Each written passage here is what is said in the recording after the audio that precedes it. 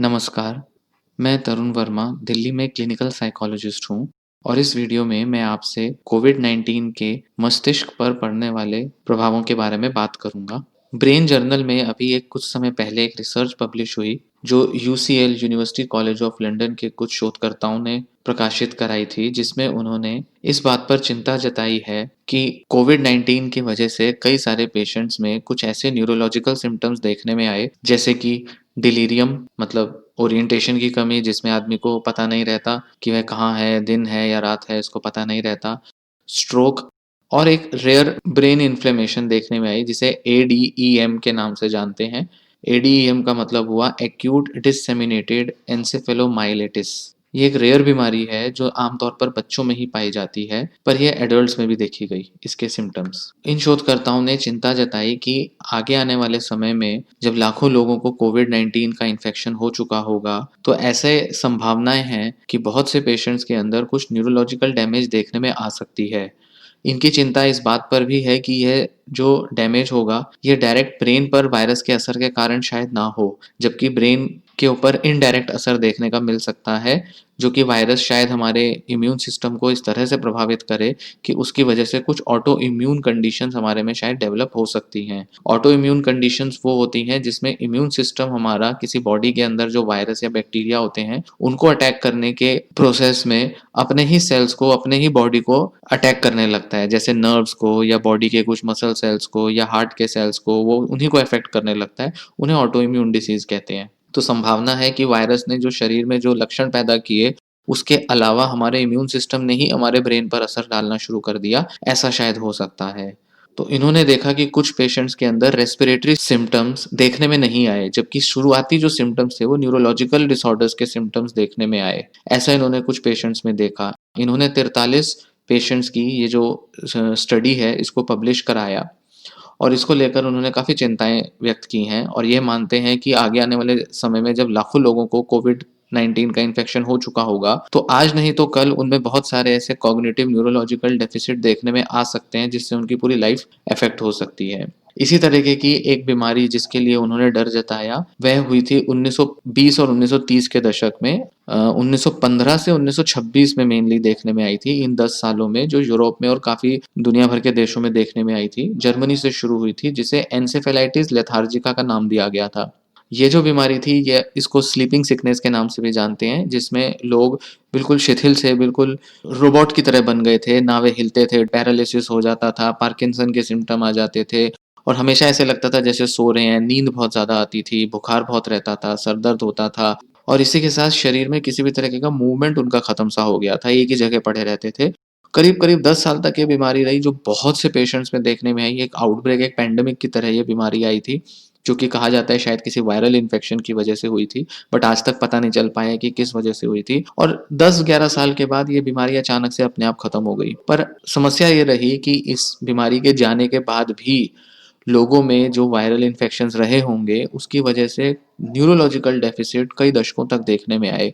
कुछ लोग तो लाइफ़ के बहुत लेट स्टेज में जाके उनके अंदर जो बीमारियाँ मिली, विचारों की, सोच की, याददाश्त की बीमारियाँ, डिमेंशिया, डिलीरियम जैसे लक्षण उनमें देखने में आए, जो उनके इन्फेक्शन की वजह से ऐसा समझा गया कि रहे होंगे। हालाँकि उस टाइम पर जो कोरोना वायरस की तरह जो एक पैंडेमिक हुआ था, इन्फ्लुएंज़ा, स्पेनिश फ्लू वायरस जो हुआ था, उसके पर भी सस्पेक्ट किया जा रहा था कि उसके प्रभावों की वजह से होगा। पर बाद में आने वाले समय में बहुत सारे ऐसे शोधों ने बताया कि वो उस इन्फ्लुएंज़ा वायरस के इफ़ेक्ट से शायद नहीं था। पर हाँ, ये हो सकता है कि उस वायरस ने शरीर में कुछ इस तरीके के प्रभाव डाले हों, जिसकी वजह से ये एन्सेफेलाइटिस लेथार्जिका नाम की बीमारी हुई होगी। ये जो स्टडी हुई, ये 16 से 85 साल के लोगों पर हुई, जो ब्रेन जर्नल में पब्लिश की गई है, जो National Hospital for Neurology and Neurosurgery UCLH में कंडक्ट की गई।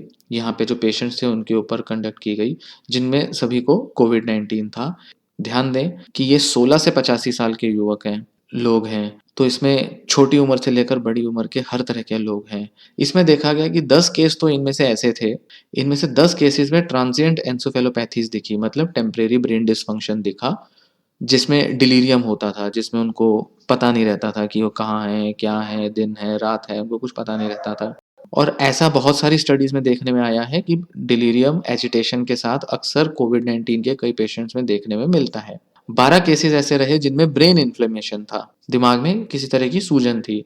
8 केसेस में 43 में से 8 केसेस में स्ट्रोक की बीमारी देखी गई और 8 ही ऐसे थे जिनमें नर्व डैमेज देखा गया, जिसमें से शायद गिलेन-बार सिंड्रोम हो सकता है उनमें देखा गया, जो कि एक तरीके का रेस्पिरेटरी इन्फेक्शन के बाद अक्सर देखने में आता है। ये भी रेयर बीमारी है। 12 ब्रेन इन्फ्लेमेशन के केसेस में से 9 में एडीईएम की बीमारी देखने में आई, एक्यूट डिसेमिनेटेड एन्सेफेलोमाइलिटिस। ये बीमारी बच्चों में देखने में आती है, जो अक्सर 10 साल से कम के बच्चे होते हैं, ज़्यादातर उनमें देखने में आती है और अक्सर ये तब होती है जब उनको किसी तरीके का कोई वायरल इन्फेक्शन हुआ हो।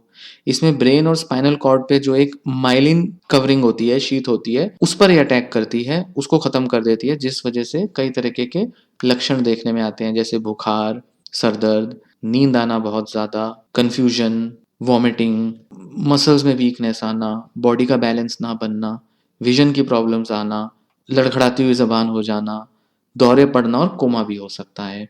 इस तरीके की बीमारी बच्चों में होती है, जो बहुत रेयर होती है और ये जिस तरह से अचानक से आती है, उसी तरह से अचानक से ये चली भी जाती है। इसका अच्छा इलाज होता है और पूरी तरह से बच्चे रिकवर कर लेते हैं।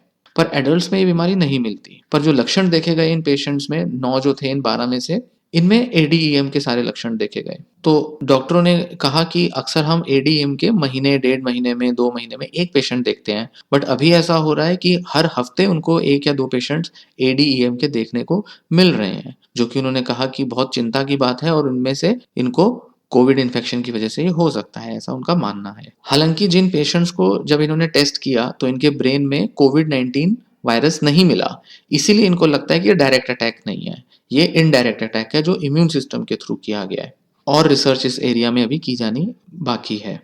इसी तरीके की एक और रिसर्च इन्हीं रिसर्चर्स ने की थी, जिसमें 153 लोगों पर इन्होंने की थी जो कोविड-19 के पेशेंट्स थे। उनमें भी इसी तरीके की काफ़ी सारी न्यूरोलॉजिकल कॉम्प्लिकेशंस देखने में आई थी। इस तरह से इन्होंने जो पुरानी जो फाइंडिंग्स हैं, जिसमें स्ट्रोक, डिलीरियम और इस जैसे सिम्पटम्स जो बहुत आम तौर पे देखे गए हैं, उसको इन्होंने बहुत सब्सटेंशिएट किया, कन्फर्म किया उसे इन्होंने। और यहाँ इनकी चिंता इस बात पर ये भी है कि अक्सर ये प्रॉब्लम्स कोविड-19 के इन्फेक्शन के चले जाने के बाद देखी जाती हैं। शरीर में जब वायरस छूट जाता है, उसकी एंटीबॉडीज़ बन जाती हैं, उसके बाद इम्यून सिस्टम हमारा इस तरीके का अगर अटैक कर रहा है, तो आगे आने वाले समय में जब लाखों लोग इससे रिकवर भी कर चुके होंगे, पर फिर भी उनके अंदर आफ्टर इफेक्ट्स की तरह इस तरीके के सिम्पटम्स देखे जा सकते हैं, छूट जाएँगे उनके अंदर और किसी न किसी तरीके का न्यूरोलॉजिकल या कॉग्निटिव डेफिसिट्स देखने में आ सकता है, जिसका ऑनसेट भी हो सकता है बहुत लेट हो, क्योंकि अक्सर इस तरीके के जो इफेक्ट्स होते हैं, वो धीरे-धीरे भी देखने में आते हैं, जैसे कि एन्सेफेलाइटिस लेथार्जिका के केस में भी देखने में आया था।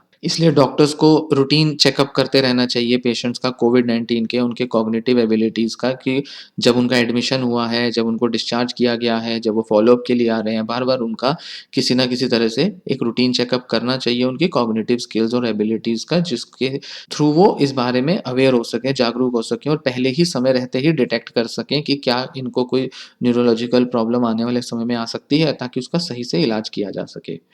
और अगर किसी को अगर इस तरह के लक्षण देखने में आते हैं, तो उनको डॉक्टर के पास भी इस बारे में रिपोर्ट करना चाहिए, इस बारे में बात करनी चाहिए, क्योंकि इसकी संभावना है बहुत। डॉक्टरों का ये मानना है कि अभी हम कोविड-19 के दिमाग पर जो असर है, उसके बारे में अभी केवल जानने की कोशिश कर रहे हैं, शुरुआत की हुई है अभी हमने।